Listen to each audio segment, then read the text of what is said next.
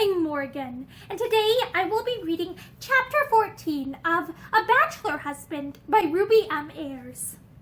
Chapter 14.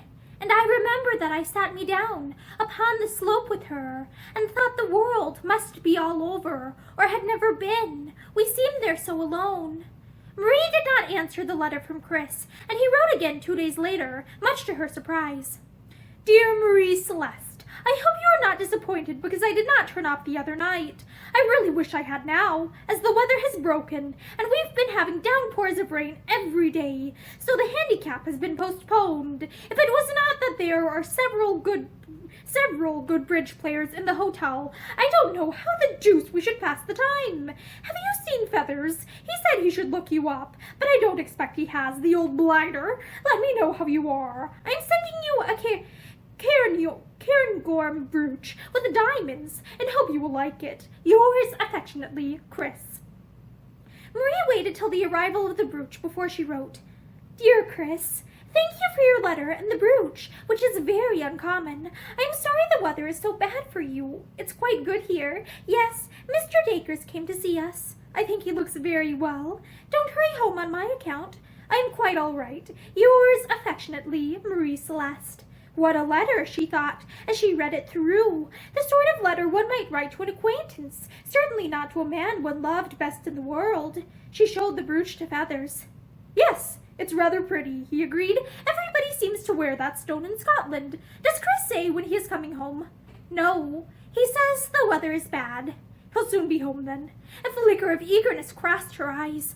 Oh, do you think so? He will, if it's really bad. You have no idea what it can be like up there once it starts to be wet.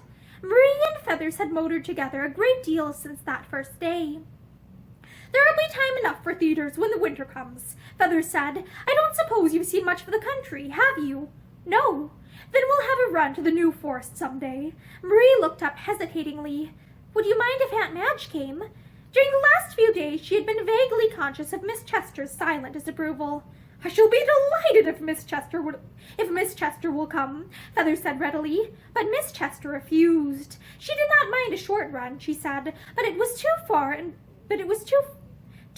into Hampshire, so they must go without her. She watched them drive away, and then sat down to write to Chris. She marked the letter private, and underlined the word twice to draw attention to it. She wrote, My dear Chris, don't you think it's time you came home? Soon it will be 5 weeks since you went away, and it is a little hard on Marie, though she has not said one word of complaint to me. Mr. Dacres is very kind, taking her for drives, and looking in to cheer us up, but the child must want her own husband, and you have been married such a little time. She does not know I am writing to you, and she would be very angry if she ever discovered it, but take an old woman's advice, my dear boy, and come back.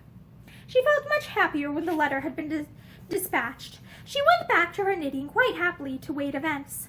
But events came sooner than she had anticipated, for the Morning Post brought a letter, which had evidently crossed hers, to say that Chris was already on his way home, but was breaking the journey at Windermere for a few days to stay with friends. So he cannot have had my letter, Miss Chester thought in dismay. She hoped it would eventually reach him. If she had been uneasy about young Atkins, she was much more perturbed about Feathers. She fully recognized the strength of the man and the attraction he would undoubtedly have for some women, and she knew that he was already too interested in Marie. Chris ought never to have gone away alone, was her distressed thought. If he had taken Marie with him, it would have been all right. And down in the Hampshire woods, Marie was just then saying to Feathers, I do wish Aunt Madge had come. Wouldn't she have loved it? I think she would. Perhaps she will come some other time. They had brought their own lunch and had camped at the foot of a mossy bank on the shady side of the road. It was very peaceful. The silence was hardly broken, save for the occasional flutter of wings in the trees overhead, or the distant sound of a motor horn from the main road. Feathers was lounging on the grass beside Marie, his hat thrown off and his hair rumpled up anyhow. There was a little silence. Then Marie said, I don't think I've ever seen anything so lovely. I wonder why Chris didn't come to a place like this instead of... She broke off, realizing that she was speaking her thoughts aloud. Instead of to that Tower of Babel by the sea, eh? Feathers asked, casually. Yes, that is what I meant. I suppose he thought you would find it more amusing, or that he would, said Marie bitterly. Feathers did not answer. He was clumsily threading bits of grass through the ribbon of Marie's hat, which lay beside him. What's become of young Atkins? He asked abruptly. The unexpectedness of the question sent the color to Marie's face. I don't know, she said guiltily. He hasn't been around lately. I liked him so much, she added wistfully. She looked down at Feathers with thoughtful eyes. He was a big, clumsy figure lying there, and she smiled as she watched him busily tucking the blades of grass into the ribbon of her hat. Do you think you're improving it? She asked suddenly. He looked up, and their eyes met. Feathers did not answer. He was clumsily threading up with sudden energy. Shall we go on? He asked. Or would you prefer to stay here? We might stay a little while, don't you think? Forever, if you like. She made a little grimace. We should hate it if it began to rain. He looked up at the thick branches above their heads. Rain would not easily get through here. Chris and I camped somewhere near this place a couple of years ago. It must have been lovely. It wasn't so bad. We slept out in the open air on warm nights. Marie leaned back against the great trunk of the tree under which they had hunched and looked away into the avenue of green arches before them. During the last day or two she had not thought so often of Chris, and today the mention of him had not brought that little stab of pain to her heart. Neither did she wish for him so passionately, nor think what happiness it would be to have him beside her, instead of Feathers. She was always glad to be with Feathers. His strong, ugly face had lost all its ugliness for her. She only saw his kindliness and heard the gentleness of his voice. Her eyes dwelt on him seriously. Some woman was losing a kind husband, she thought, and impulsively she said, Mr. Dacres, I should like to see you married. He turned his head slowly and looked at her, and she wondered if it was just her imagination that his face paled beneath all its tan as he answered, That is very kind of you, Mrs. Lawless. I am afraid I shan't be able to oblige you, though. She laughed a little. It's just prejudice, she declared. Some marriages must be very happy, surely. Let us hope so, at any rate, said Feathers dryly. Then he smiled. I don't think there are many women in the world who would care to take me for a husband. They would if they knew how kind you can be. Feathers rolled over, resting his elbows on the grass and his chin in his hands. It pleases your ladyship to flatter me, he said. I never flatter anyone, Marie answered, and I wish you would take me seriously sometimes, she added, a trifle offendedly. Feathers was absently piling up a little heap of tiny twigs and last year's leaves. I might be rather a monster if I were serious. He said. Marie shook her head. I don't think so. I think I should like you better. Sometimes now, I've got the feeling that you're not really natural with me. No, I don't think I quite mean that either. It's so difficult to explain. But sometimes it seems almost as if you were trying to keep me at arm's length, she explained haltingly. You imagine things, Feathers said. I don't think so, she answered quietly. I know I'm not much of a judge of character or anything like that, but since we've been such friends, I've thought about you a good deal, and I am indeed honored, she flushed sensitively. There, that is what I mean. When you say things like that, it isn't really you that's saying it, is it?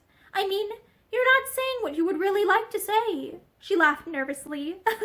I explain myself very badly, don't I? But I know in my heart what I mean. Really, I do. There was a little silence. Then Feathers said gently, Don't trouble about me, Mrs. Lawless. I'm not at all a mysterious person, as you seem to be imagining. I'm just an ordinary man, as selfish as most of them, and no better than the worst. But I'm very grateful that you've taken me for a friend. Chris asked in his last letter if I'd seen you. Did he? Yes, he said you had promised to call, but that he did not think you would. He has told me so often that you don't like women. I don't like them. Perhaps you haven't met the right sort, she hazarded. Or perhaps I have, he answered grimly. He laughed, meeting her sympathetic eyes. No, I'm not one of those romantic chaps with a love story in the past done up with blue ribbons and lavender. If you're trying to pity me on that score, I'm sorry, but I don't deserve it. She looked at him steadily. Are you laughing at me, Mr. Dacres? She asked in a hurt voice. Feather's hand fell over hers as it lay half buried in the soft grass, and for a moment his fingers closed about it in a grip that hurt. Then he got to his feet. Laughing at you? Don't you know me better than that? He went over to the can and busied himself at the engine for a moment, and Marie watched him with chagrined eyes. She liked him so much, but she understood him so little. She rose reluctantly when presently he called to her that it was time to make a start. She went over and stood beside him. You're not angry with me, are you? She asked hesitatingly. She thought at first he had not heard, until he said brusquely, I'm never angry with you, only with myself. He picked up her coat from the grass. Put this on. You mustn't take cold. But he made no attempt to help her into it, and there was a little hurt look on her face as she turned away. She was sure that she had somehow annoyed him, but could not understand in what way. She supposed it must be just her stupidity. And where shall we go next time? She asked as they neared London on the way home. Can't we go out again tomorrow, if you are not engaged? Feathers did not answer at once. Then he said rather stiffly, Chris may be home. Marie laughed cynically. I don't think that is very likely to happen. There was a moment's silence. Then Feathers said, almost fiercely, He ought to come home. It is his duty to come home. She did not answer, did not know how to answer. She was conscious of a little feeling of perplexity, but she asked no more questions, and when they were home again, she held out her hand. Goodbye, Mr. Dacres, and thank you so much. His deep eyes met hers rather defiantly. And what about tomorrow? He asked. She flushed sensitively. I thought you did not care about it, she stammered. I thought perhaps you did not want to take me out any more, that there were other things you would rather do. Oh, I don't want to take up all your time, he answered flintily. There is nothing else I would rather do. What time may I call? I promised to go shopping with Aunt Madge in the morning, but after lunch, she looked at him hesitatingly. I will call at 2:30, he said. Goodbye, Mrs. Lawless. He raised his hat and drove away without a backward look, and Marie went slowly into the house. Miss Chester was in the drawing-room, patiently knitting as usual. She looked up with an anxious little smile as the girl entered. As a rule, Marie's first question was, Any letters for me? But today she did not ask. She looked a little flushed and preoccupied, and answered absently when Miss Chester spoke to her. Did you have a nice run, dear? Lovely. I think the New Forest is the most beautiful place I have ever seen. There was a little silence, only broken by the click of the old lady's knitting needles. Then she said quietly, I have had a letter from Chris. He's on his way home. Marie did not answer. Her lips had fallen a little apart incredulously. He is staying a few days at Windermere with some friends, Miss Chester went on, but he is on his way home, and will be here in a few days. She looked up at her niece. I thought you would be so pleased, she said rather piteously. So I am, dear, of course, but, well, he has been coming home several times before, hasn't he? And we've always been disappointed. She went upstairs to her room. Chris was coming home. She looked at herself in the glass and wondered why there was no radiance in her eyes. A week ago she had been nearly wild with delight at the thought of seeing him, but this time somehow it was different. I've been disappointed so often. That is it, she thought. I'm not going to think about it at all. But she could think of nothing else. Would he have changed? What would he be like? Had she got to go back to the old wariness and jealousy when once again she saw him every day? Lately she seemed to have freed herself a little from the shackles of pain, and she dreaded feeling their merciless grip upon her afresh. Perhaps he won't come, was her last thought, and she fell asleep that night. And for the first time since her marriage, she felt that, in a way, it would be a relief if something happened again to postpone his return. And that is the end of chapter 14 of A Bachelor Husband by Ruby M. Ayres. Thank you for listening to this chapter with me, and I hope that you return soon to listen to more chapters in the future. Have a great day.